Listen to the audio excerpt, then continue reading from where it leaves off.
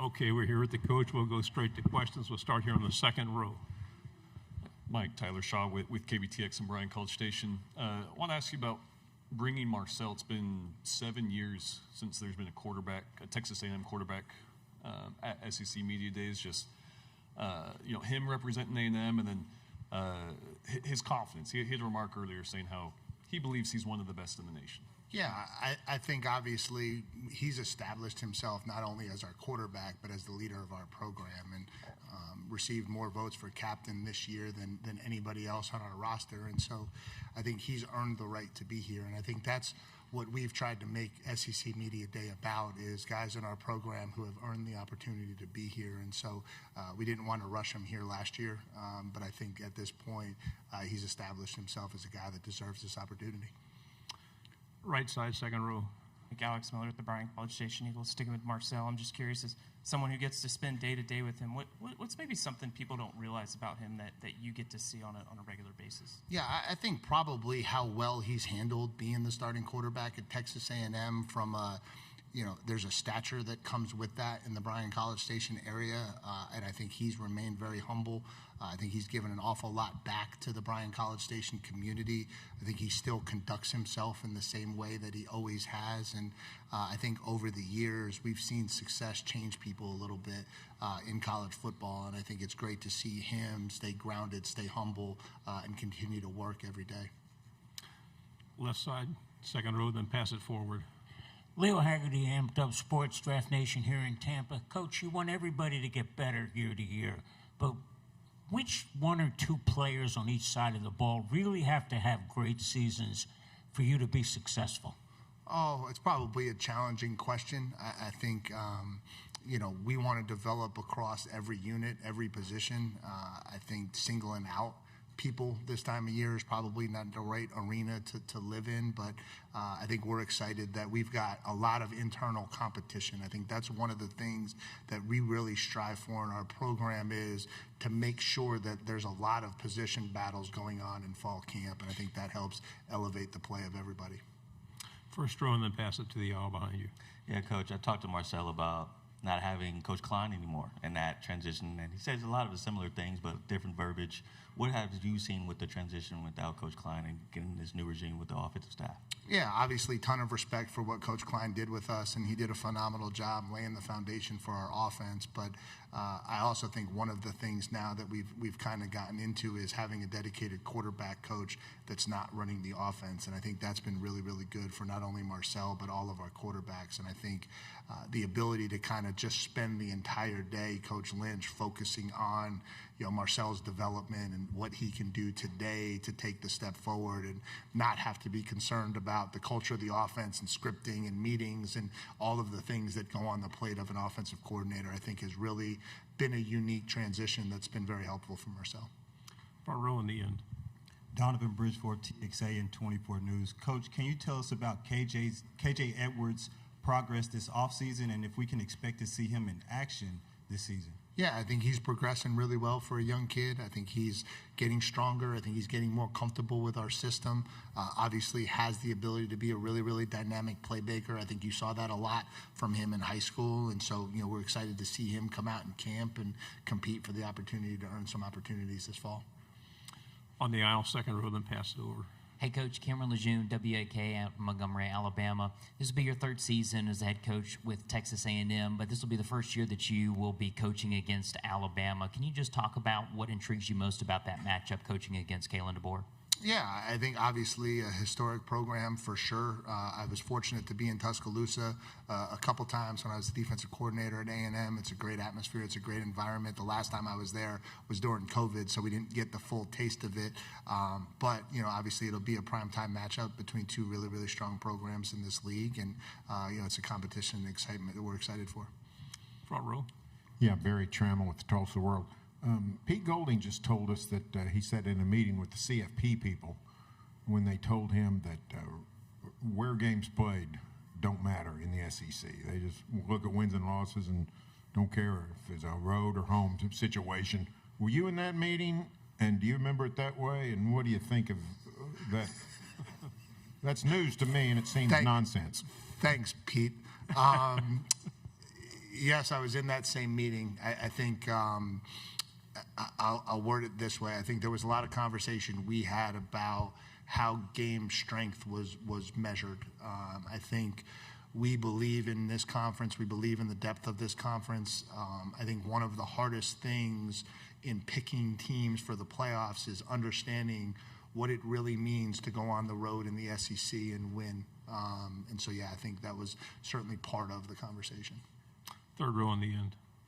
Vince Ferrari, 99.1 The Sports Animal in Knoxville. You guys play Tennessee this year. Wondering if you have any early thoughts on Tennessee, Coach Heupel, Coach Knowles, anyone you may even have relationships with on that staff. Yeah, just a lot of respect, starting with Coach Heupel and the job that he's done as a head coach everywhere he's been, specifically at Tennessee. I think obviously one of the great offensive minds in the game and has been extremely explosive on offense everywhere he's been. This will be the first opportunity that I get to compete against that offense. And so we know that'll be a huge challenge for us late in the season. And then Coach Knowles is a guy that I know very well. He was the defensive coordinator at Duke when I was the defensive coordinator at Wake Forest. And he was back at Cornell back in the day, and so there's some Ivy League crossroads there too. And so certainly a defensive mind that I have the utmost respect for, a guy who's done a phenomenal job every step he's been, and I'm sure he'll do a really, really good job of putting his imprint and handprint on that defense and make them an elite unit. Third row in the end. Hey, Coach. Abby Miller with the Reflector from Mississippi State. You're going into your third year coaching the Aggies. What are you seeing from this year's team that makes them stand out from the past 2 years you've been the head coach here? Yeah, I just think maybe a better understanding again of what we need to do to be successful. I think one of the things we've tried to do is build that foundation of work ethic throughout the offseason, in those moments when nobody's watching, in those moments when people aren't paying attention. And I think each year that has grown. And I think this group probably understands that better than any other group that we've had. We've got some guys who now have been in our system for 3 years. They know what it's all about. And so I just think that work ethic and that commitment to being great is probably at a level a little bit higher than it's ever been. Third row, and then pass it over your shoulder. Hey, Coach. Ann Parker-Clifton from ABC Austin. You said earlier this week that consistency and urgency were two areas that would define this offseason. I'm curious, why is it those two areas that y'all have been focusing on? Yeah, I think that when you look at us last year, at our best, we were really, really good and probably had a team that was capable of competing to win all of the prizes. We weren't able to hit that level as consistent as we wanted to. And so I think that's kind of been our focus is, okay, here's what we were capable of.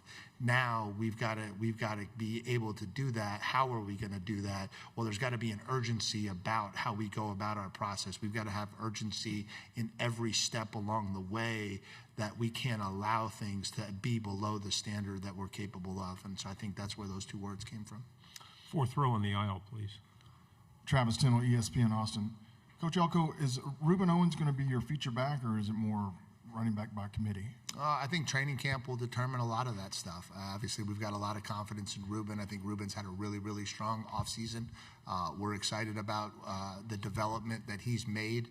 We're excited to see what he's looking like as we put the pads on and head into fall camp. But I think we're a group that really wants to make a lot of those decisions when we get a lot closer to the season. Fourth row on the left. John Sokoloff of WGNO TV in New Orleans. Tyree Adams is an addition y'all obviously made this offseason. What made you want to bring him in, and how do you kind of envision his role with your team and what he can bring to the table? Yeah, been really excited with Tyree. Obviously, what made us want to go get him is he's got prototypical length and athleticism for a tackle in this conference. He has some starting experience under his belt. We felt like we could help him take his game to the next level. I think that's one of the reasons why we went after him, and maybe one of the reasons why he selected us. And we expect him to be in a very, very strong competition to play a major role on our offensive line this year. Second row, right side. Jerry Hamilton on Texas Football. Last year, before the season, you said you had 11, 12 NFL draft picks, draft eligible on the team, and you were spot on. So I was going to ask, what's your number this year going into the season? Yeah, we'll see. We'll see. I feel good about our roster. I think we have an opportunity, if things go the right way, to get into that 10 range again. We should be living in the 8 to 10 world, and we'll see how some of these guys develop. I think one of the challenges this year, I'm not dodging your question, but last year we had a lot of guys who played for Texas A&M the year before. I think this year we're projecting some guys that we haven't really gone to battle with yet, and so I think it leaves it a little bit open for a little bit more uncertainty. Back row in the aisle. Hey, Mike. Noah Gross from KXAN in Austin. Obviously, you and Steve Sarkisian are always linked with the rivalry. I just want to know how that relationship with him has grown. I'm sure there's a bunch of respect there. And maybe what's a challenge in coaching against a Steve Sarkisian team? Yeah, just a tremendous amount of respect for Coach. I got a chance to compete against him when he was the OC at Alabama. Obviously, have now competed against him as the head coach at Texas. I think he does a phenomenal job on offense. I think he's really, really challenging with the diversity of play action attack that he has and how he marries that to the different run games.